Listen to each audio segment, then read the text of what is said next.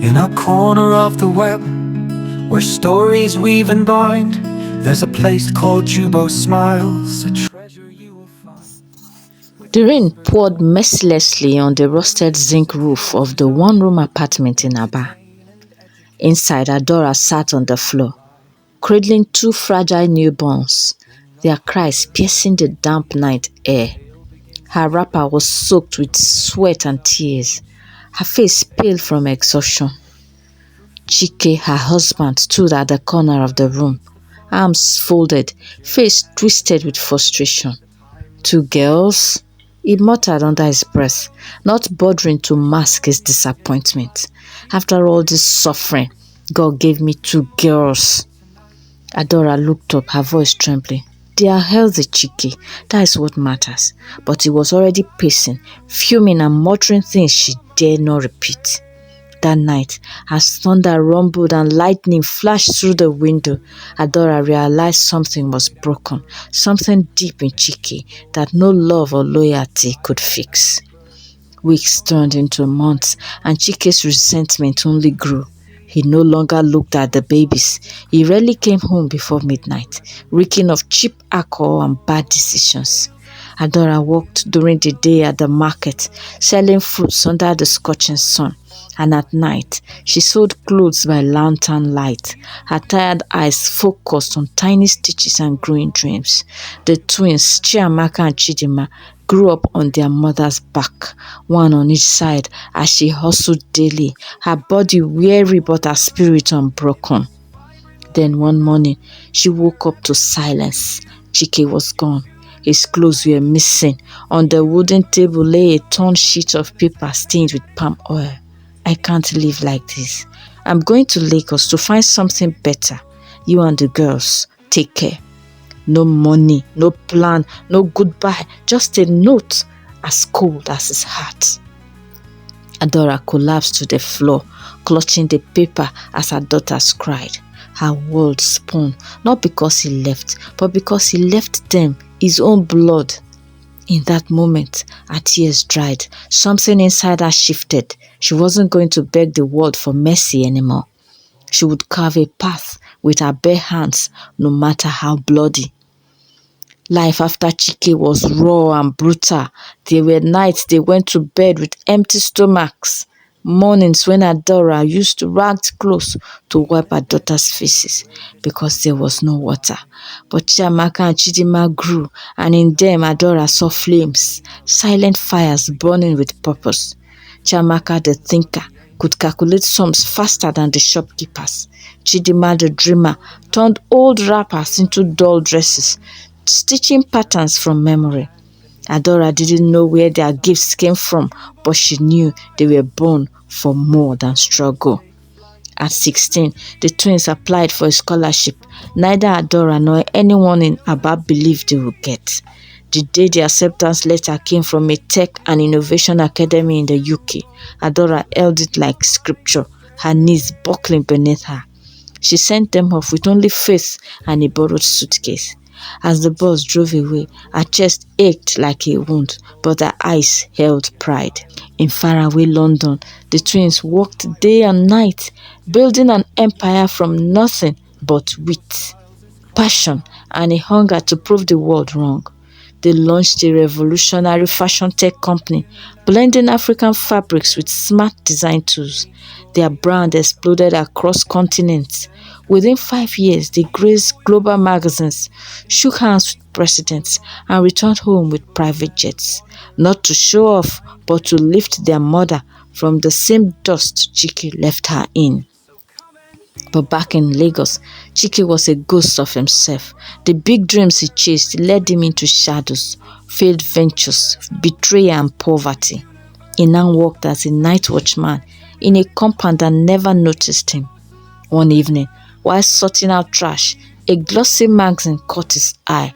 On the cover were two women who looked too familiar, poised, elegant, eyes blazing with power. The headline read, "From Aba to the World, the twin sisters redefining African innovation." And beneath it, the words that made his hands tremble, "Dedicated to the woman who gave us everything, our mother." He dropped to his knees, heart racing, throat dry. The girls. His girls? The magazine clutched in his trembling hands felt like a mirror to every shattered dream. Chike's mind raced with memories of cold departures, bitter regrets, and sleepless nights spent drowning in self-loathing. Every word on that glossy page burned into his soul. Unable to shake the overwhelming sense of loss, he stumbled out of the compound into a night thick with tension, his heart pounding like the distant echoes of a life he once grieved. In a quiet part of Lagos, shadows stretched long as Chike wandered the empty streets, haunted by the thoughts of the family he abandoned. Rain began to fall softly, each droplet a bitter reminder of the tears he once spilled in anger, and now in regret. As the city's neon lights blurred into tears on his cheeks, every step carried him towards an inevitable reckoning with the past. And he wondered if the daughter he barely knew or the wife he had forsaken would ever be ready to forgive him. Meanwhile, across continents, the twins felt the distant heartbeat of their homeland stirring beneath their success. In the expansive glass-walled boardroom of their burgeoning company in London, Chiamaka's usually steady finger trembled as she received an anonymous message, a single phrase etched in charcoal. They know. Her pulse raised, and an icy knot of foreboding settled in her stomach. At the same time, Chidiman's dreams, once bathed in light and audacity, darkened with the fear that buried secrets might shatter everything they had built. Night after sleepless night, the sisters questioned whether the man they never met was somehow connected to the mountain whispers of unfinished business back home. Back in Aba, Adora sat alone in the dim light of her mother's kitchen, the bitter aroma of burnt fufu mingling with her inner turmoil. Every creak of the old wooden chair and every rustle from the nearby market filled her with an airy anticipation. She had received a letter, a short, hastily scrawled note warning her that someone was coming for answers. The words were unsigned, but carried a weight that made her pulse quicken. The note dredged up fragments of memories long buried, and Adora's hands began to tremble as she realized the past was clawing its way into the present. In Lagos, as Chike staggered through puddles reflecting a fractured self, an unknown call buzzed on his phone. The voice on the other end was low and urgent, barely audible over the patter of rain. "He is here, and you can't hide from what you have done." The words struck him like lightning, forcing him to confront the reality that the echoes of his choices were converging on him. Tightening around the shadowed path, unsure whether to run or stand his ground, he paused on a deserted street corner, rain coursing over him like the tears he had long suppressed. The tension in every corner of their interconnected lives grew palpable, a charged silence before a storm. Adora, the twins, and even Chike found themselves entangled in a web of fading regrets and emerging revelations. Each faced a silent battle, a fight for redemption, for understanding, for the painful hope of mending what had been so ruthlessly broken. The wind that swept through Aba that night felt wrong, unnatural, as if the air itself carried a message. Adora stood by the window, her arms crossed tightly over her chest, watching the leaves swirl like restless spirits. The letter she received lay on the table behind her, the ink slightly smudged from her shaking fingers. He is coming. No name, no explanation. But she knew exactly who it was. The past wasn't just knocking, it was pounding. She turned slowly, her eyes settling on an old photograph tucked behind a faded calendar. It was the only one she had of Chike, taken before the twins were born, before the betrayal. She had almost thrown it away years ago, but something, rage maybe, kept her from doing it. Now she stared at his younger face and felt the cold crawl of something old and dangerous stirring within her.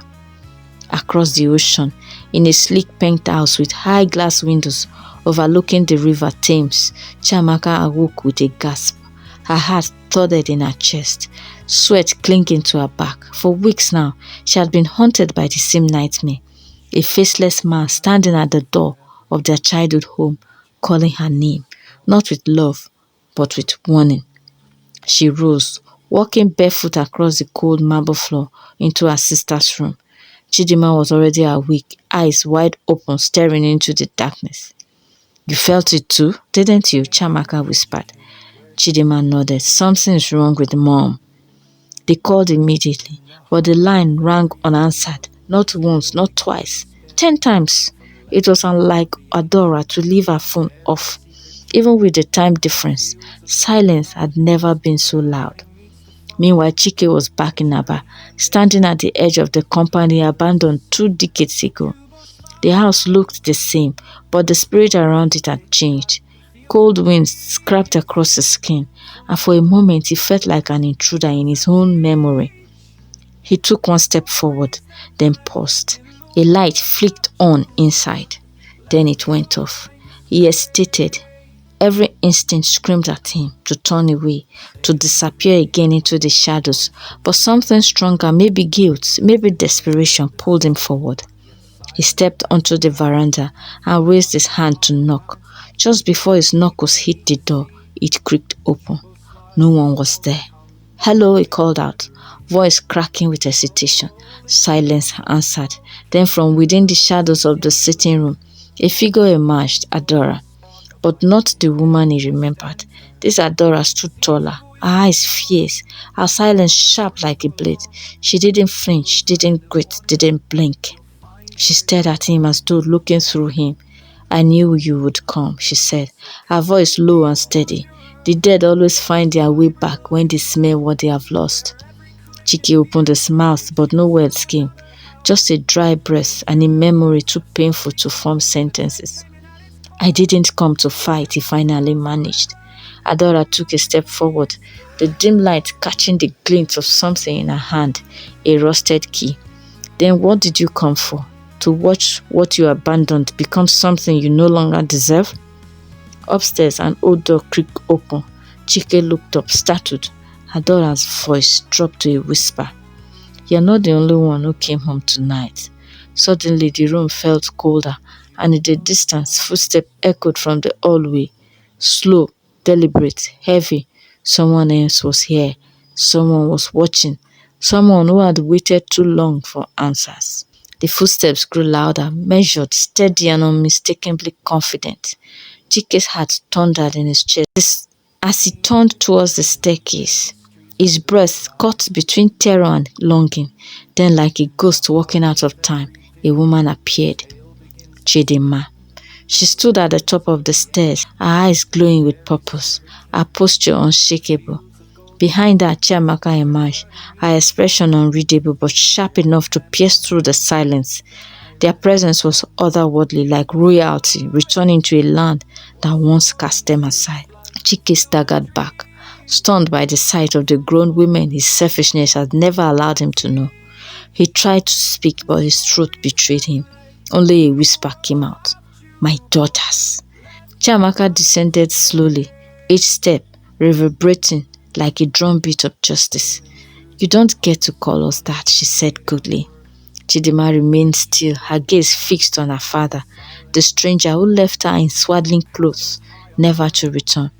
"Do you know how many nights," she cried, she asked, "how many days we starved while you chased fantasies?" Chike dropped to his knees, tears flooding his eyes. "I was foolish. I thought I was doing the right thing. I thought I would come back with something to offer." "You came back empty," Adora interrupted, stepping forward now, the pain in her eyes replaced with steel, "and they still became everything without you." Silence filled the room like a thundercloud, thick and unmoving. Chike buried his face in his palms, the weight of shame crashing over him like waves. But then something shifted. Chiamaka stepped closer, kneeling beside him. "We didn't become successful to spite you," she said, her voice now softer, more human. "We became successful because of her." Chidinma joined her sister, her eyes now filled with something deeper than anger. Pain, yes, but also release. "We won't pretend you were there for us," she said, "but we also won't let your absence define us any longer." Chike looked up, hope flickering in his tear-streaked face. Adora spoke gently now, the fire in her voice replaced by wisdom. Forgiveness is a choice, one I made for myself years ago, not for you, but for peace. The twins stood, offering their father a chance to rise, literally and metaphorically. He took their hands, broken, humbled, and speechless. In the days that followed, things didn't magically heal overnight, but change began. Chike was given work in one of their foundation's farm, simple, honest labor that let him reclaim dignity. He worked under supervision, earning every bit of respect he once threw away. Slowly, he began to rebuild trust. Adora found joy again, not because she needed Chike, but because she had raised queens in a world built to crush women like her. Her mansion in Aba became a refuge for single mothers and abandoned children, funded by her daughter's success. Chiamaka and Chidima continued their global empire, but now with one story at its heart: resilience, love, and the power of women who rise when the world expects them to fall. And in quiet moments under the moonlight, Adora would sit with her daughters, holding their hands as they laughed and dreamed, no longer about escaping the past, but building a future that healed it. Moral of the story: the scars of abandonment may never fully fade, but with love, courage, and forgiveness, even the most broken stories can be rewritten. Did you enjoy this powerful and emotional journey? If this story touched your heart or kept you on the edge of your seat, don't forget to like, share, and drop a comment below. Would love to hear your thoughts. And if you want more thrilling, inspiring, and unforgettable stories like this one, make sure to subscribe and turn on the notification bell. You won't want to miss what is coming next.